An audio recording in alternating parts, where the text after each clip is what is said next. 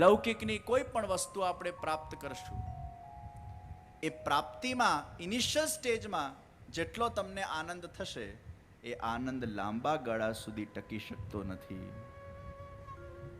એ ક્યાંક ને ક્યાંક શુષ્ક થઈ જતો હોય છે. બાહ્ય સમૃદ્ધિ એ ખોખલી સમૃદ્ધિ છે. બાહ્ય સફળતા એ ખોખલી સફળતા છે. અગર બાહ્ય સફળતાથી વ્યક્તિ સદૈવ માટે પ્રસન્ન થઈ શકતો હોય, સદૈવ માટે હેપી થઈ શકતો હોય, તો એના જીવનમાં એ સાચા અર્થમાં સફળ કહેવાય. એટલે સફળતાની પરિભાષા આપણા ત્યાં આપવામાં આવી કે who is successful, who is happy. If you are happy, you are successful, and if you are successful, you are happy. Happiness and success goes together. Even though you get a big amount of success in your career, but still if you are not happy, then you are not successful. Ultimate goal of a human life is to get happiness. અને બધું પામ્યા પછી પણ અગર વ્યક્તિને happiness મળતી નથી, તો એ પામેલી વસ્તુ એક ખોખલી સમૃદ્ધિ છે. પણ ભગવાન પણ બહુ ચતુર છે. ભગવાન કહે છે, હે મનુષ્ય, હું તારું સર્જન કરું છું, અને તારા સર્જન કર્યા પછી તને બધી જ વસ્તુ હું આપીશ પણ ખરો. કદાચ તારી ઈચ્છાઓ પૂરી પણ થશે, પણ જે હેપીનેસ તત્વ છે, આનંદ તત્વ છે, એની તારા મનમાંથી હું ચોરી કરી લઉં છું. હેપીનેસ તો કેવલ મારાથી જ તને મળશે. હુકમનો ઇક્કો ભગવાન પોતાના પાસે રાખે છે, અને ભગવાન મનુષ્યને ચેલેન્જ આપે છે. दुनिया के कोई भी कोने में तुम जाओ, कितनी भी उपलब्धियों को प्राप्त करो, कितनी भी सत्ता को प्राप्त करो, कितनी भी समृद्धि को प्राप्त करो, कितने भी पैसे को प्राप्त करो, कितनी भी प्रतिष्ठा को प्राप्त करो, फिर भी तुम्हें आनंद की प्राप्ति नहीं होगी जब तक तुम अपने आप को मेरे श्री चरणारविंदों के अंदर समर्पित नहीं करते. तब तक तुम्हें वो आनंद की प्राप्ति नहीं होगी.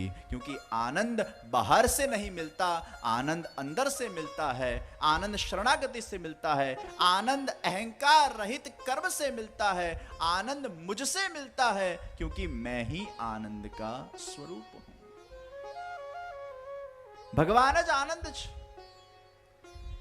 આનંદ તરફ અગર આપણો દ્રષ્ટિકોણ હશે તો આનંદ મળશે. શાશ્વત તરફ અગર આપણો દ્રષ્ટિકોણ હશે તો આનંદ મળશે. પણ નાશવંત તરફ અગર આપણો દ્રષ્ટિકોણ હશે તો આનંદ નહીં મળે, પણ આનંદના પરછાઈ સ્વરૂપ, ઇલ્યુઝન રૂપે સુખ અને મજા મળશે. સુખ ઓર મજા. મજા એટલે જે આવીને તરત જતી રહે એનું નામ મજા. એમાં જા શબ્દ છે. ગરમ તવેથા ઉપર એક ટીપું પાણી પડે અને વરાળ બનીને ઉડી જાય, એમ જીવનમાં લૌકિક વિષયોમાં આપણને થોડી ઘણી મજા આવી જાય. કાનથી સાંભળવામાં મજા આવી જાય, મુખથી બોલવામાં મજા આવી જાય, રેસ્ટોરન્ટમાં ખાવામાં મજા આવી જાય, ક્લબોના અંદર ફરવામાં મજા આવી જાય, પિક્ચરો જોવામાં મજા આવી જાય, મિત્રો સાથે ગપ્પા મારવામાં મજા આવી જાય. પણ એ મજા ટકે કેટલી? આવીને જે તરત જતી રહે એનું નામ મજા. મજાનો બહુ લાંબો ડ્યુરેશન નથી, અને છેક સુધી વ્યક્તિ મજા માણ્યા કરે છતાંય ખાલીનો ખાલી જ રહે. જેને મળ્યા પછી કઈ જ પ્રાપ્તિ ન થાય, ત્યાંનો ત્યાં જ રહે, એ મજા. આપણે ટ્રેડમિલ પર દોડીએ, એ દોડતા જાય, કેલોરીઓ બળે.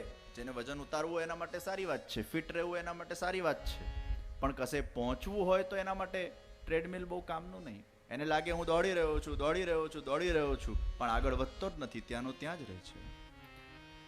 आनंद को प्राप्त करने के अंदर मजा को हम प्राप्त कर जाते हैं, भूल कर बैठते हैं, चाहते हैं आनंद, मिल गई मजा जो आकर तुरंत चली जाती है, जो टिकती नहीं. सुख, મનની અનુકૂળ સ્થિતિને આપણે સુખ કહીએ, અને મનની પ્રતિકૂળ સ્થિતિને આપણે દુઃખ કહીએ. મને એક જણાએ પૂછ્યું કે સુખની ડેફિનેશન શું? મેં કીધું સુખની ડેફિનેશન ઊભી કરવી એનું જ નામ દુઃખ. સુખ ઇઝ નોટ ડિપેન્ડન્ટ, સુખ ઇઝ ઇન્ડિપેન્ડન્ટ. પેલો વ્યક્તિ મને સ્માઇલ આપે તો જ મને સુખ મળે, આ મેન્ટાલિટી, આ દ્રષ્ટિકોણ જ દુઃખ છે. આપણે વસ્તુમાંથી, વિષયમાંથી, વ્યક્તિમાંથી, પરિસ્થિતિમાંથી સુખને પ્રાપ્ત કરવા માટે ઝંખતા હોઈએ છીએ, પણ એમાંથી સુખ નથી મળતું. સુખ આપણી અંતરની દૃષ્ટિમાંથી પ્રાપ્ત થાય છે. सुख डिपेंडेंट नहीं हो सकता, सुख वो इंडिपेंडेंट होता है. હું ઈચ્છું અને મને મળે, આ મેન્ટાલિટી જ એ સુખ વિરોધી મેન્ટાલિટી છે. હું દરેક પરિસ્થિતિને, દરેક સ્થિતિને, દરેક વિષયને મારા અનુકૂળ બનાવું, પ્રતિકૂળ પરિસ્થિતિને પણ મારા અનુકૂળ બનાવીને એમાં મારા જાતને એડજસ્ટ કરવાના ડાયનામિક્સને જ્યારે હું શીખી શકું ને મારા પોતાના જાતને શીખવાડી શકું, ત્યારે વ્યક્તિ સુખી થઈ શકે છે. મોટા ભાગે આપણે બીજા પર ડિપેન્ડન્ટ હોઈએ છીએ. એટલે વસ્તુ મળે ને સુખી થઈએ ને વસ્તુ ભાંગે ને દુખી થાય. વ્યક્તિ મળે ને સુખી થઈએ ને વ્યક્તિ ભાંગે ને દુખી થાય. પરિસ્થિતિ મળે અને સારા સંજોગો ઉભા થાય ને સુખી થઈએ અને એ સંજોગો વિપરીત બની જાય, દુખી થઈએ. સુખ એટલે મારા દૃષ્ટિએ buy one get one free છે. आज जिससे सुख मिला कल उससे दुख मिलने ही वाला है, और आज जिससे शायद दुख मिला वो सुख में परिवर्तित हो ही जाता है. ये दिन और रात के जैसा है. आज सुबह का सुख है तो रात का दुख आने ही वाला है, और अगर रात का दुख है तो सुबह सुखरूप होने ही वाली है. सुख और दुख एक ही सिक्के के दो पहलू है. तो मननी अनुकूल स्थिति અને આનંદ, સુખ અને દુઃખ થી પણ જે પર તત્વ છે,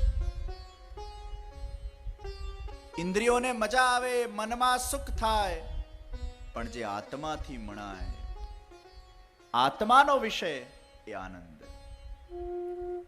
आनंद का संबंध आत्मा के साथ.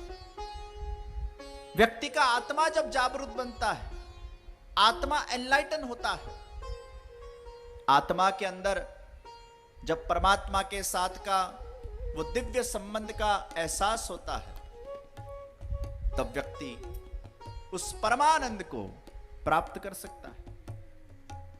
જે આપણે બધા જંખીએ છીએ,